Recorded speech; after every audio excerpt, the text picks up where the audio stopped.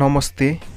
यो काठमाडौँ सामकुशी स्थित बानियाटारमा बनिरहेको पुल हो र यहाँ पुल निर्माण हुने काम धमाधम अगाडि बढिरहेको छ।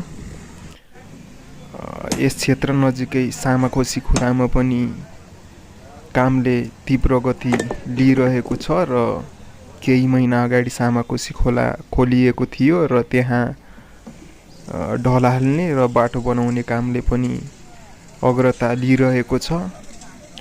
यस सामकुशी बानियाटार स्थित यस पुलले गर्दा निकै नै अभाव भएको थियो र पुरानो पुल भत्काएर नयाँ पक्की पुल बनाउन लागेको हो र पुलको डिजाइन हेर्दा ठुलो तथा निकै नै राम्रो बन्न लागेको देखिन्छ।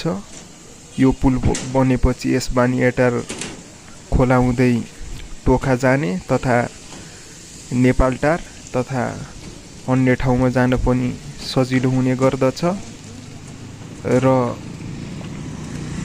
यो पुल के कस्तो बन्दैछ भिडियो पुरा हेर्नुहोला र हजुरहरू यस हाम्रो भिडियो कहाँबाट हेर्नुहुन्छ, हाम्रो भिडियो कस्तो लाग्छ, लाइक कमेन्ट सेयर अनि सब्सक्राइब गरिदिनु होला।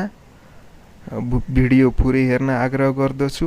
हाम्रो भिडियो हेर्नु भएकोमा हजुरहरूलाई धेरै धेरै धन्यवाद।